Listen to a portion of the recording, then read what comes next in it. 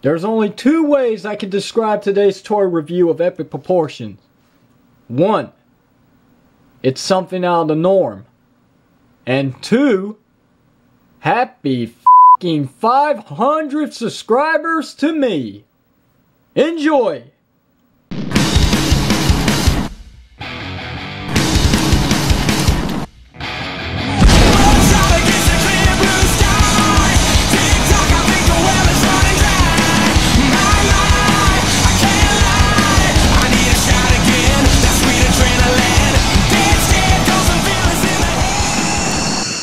That's right, folks. Reddish Power is back with another special toy review of epic proportions. Something out of the ordinary that I really don't review, which is Halo figures. But I wanted to get into a different category that is really, by far, out of the norm. Mega Bloks. Today we will be reviewing none other than the Halo Warthog Resistance set, which came out, I think, back in July, if I'm not mistaken. So why am I reviewing it now? Because it's something I've never reviewed, but I see it in stores all the time, and I have been keeping my eye on it, and these figures, I just, something about it, just, I really want to pick up some of these, and I want to mess around with them. I want to see what they're all about, whether or not they're worth collecting. Who knows? But I'll tell you one thing so far, I feel like I'm a little addicted to these guys, so I better watch out. Otherwise, I'm going to be short of money come Christmas time, so yeah. Anyway, let's go ahead and get into this review. What you're looking at right now is the manual, or, you know, the instructions on how to put this thing together. Everything you need to know is pretty much just a knockoff of Lego, except Mega Bloks does it better, no offense, especially when it comes to their figures. There's not really much of a difference between this and the box itself. That's why I'm not showing off the box, the package. So, this is pretty much front. This is pretty much the back right here. One and the same. Here's a little quick bio of this set for those who want to pause and read it. There you go. So, yeah. Also available, all this stuff down here, which I have not seen, but for some odd reason, I really want this. I don't know what it is. I don't know if this is some kind of modified Scorpion tank. I want this thing. I want it. That's that. So taking a look at the Warthog, this thing is pretty much a beast. Really nice. I like the way that this is new. It is reformatted from the original design into something new. It's just that cool. I like the fact that the wheels, actually, they're not spring-loaded, but they do, you know, the thing. I don't know what you call it. You can tell it's definitely like Legos and stuff. I mean, obviously, they can't make it look pretty accurate to the actual design of a Warthog. But it's close. I mean, it's really good in scale with the figures themselves, which this is one of them. The set came with 3 figures, and I'll go ahead and show them off. We got UNSC Spartan 1, UNSC Spartan 2, and we got ourselves an Elite Zealot figure. So yeah. Nicely detailed, these figures. Pretty good. These two just look too similar. I mean, there's nothing really different about them. Focus. Nothing really different about them at all, except for the accessory they came with. One came with an assault rifle, the other came with a hand pistol. So yeah, that's it for them. And no offense, I don't care what you call them. I'm calling this one Master Chief because, I mean, obviously the design is just Master Chief. I don't know why they call it a UNSC Spartan when it's just Master Chief. Didn't even bother to paint them different. So that's a little cheap. And then, of course, here's the Zealot himself. Focus. I can't believe they actually got in there and painted the eyes silver.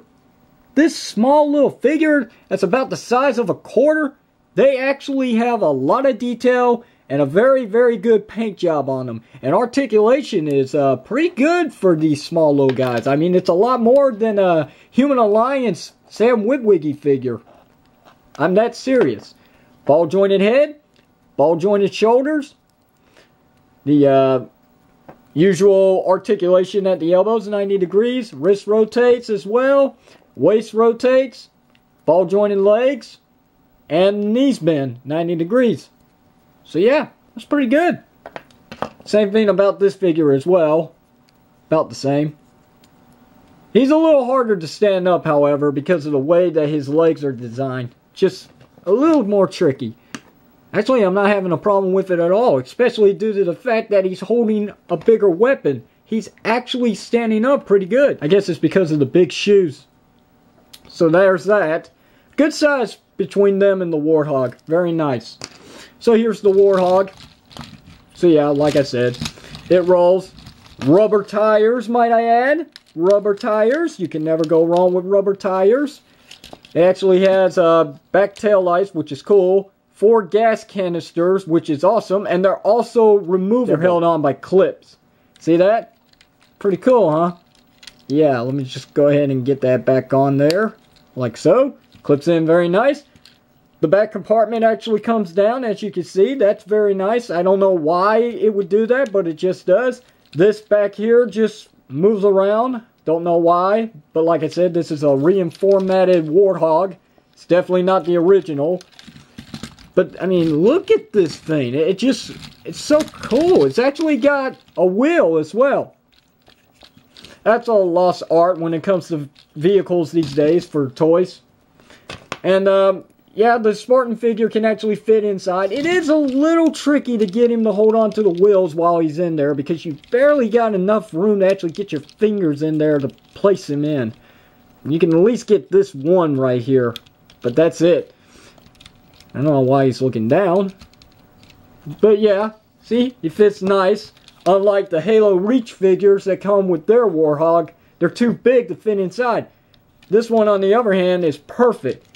You can have 2 figures in the front. You can have one manning the gun back here, which is pretty cool. It does rotate as well, and it's nicely detailed. It's also got a chain, which is pretty nice. My only complaint about this Warthog is the fact that mine didn't come out too successful. When I pulled this out of the package and started assembling it, I noticed that the antenna is bent, and it's pretty much ready to fall apart. So yeah, they're not going to be getting any AM or FM radio stations on this thing. So yeah, kind of disappointing, but then again, why would they listen to music during a battle? There's not much else to it. That's the end of the Warthog. It also comes with this thing, which is a little storage unit for another assault rifle, as you can see, which is bigger than the other assault rifle as well. Just clip the thing back on. I can't do it right now, so I'll just set it aside. So there's that. And they also get this thing, which is, what did the instructions call it? One second. The Forerunner structure. So yeah, it's a little articulated. Flaps open up, or these panels, I guess you could say, they open and close. I don't know why. I don't recall this at all. It's been a while since I played Halo games, so I'm a little lost at it. So yeah. It is a nice translucent blue, so you can get a really nice shine if you put it in the light, which is nice. I mean, what else can I say? So, my big issue about this set would have to be this. All these pieces that are left over. None of this right here is used for the Warthog or the set whatsoever. Except for these. These were used to temporarily hold the thing together until you started putting the wheels on, and then you had to take them off. So there's that. So I don't know what I'm going to do with these. Maybe when I start buying more of these sets, if I decide to continue buying more of these, I guess it all depends whether or not you guys want me to. I do say they are actually recommended, however. They are nice. And I will be looking into more of these, but really, it all depends whether or not you Halo fans out there want me to.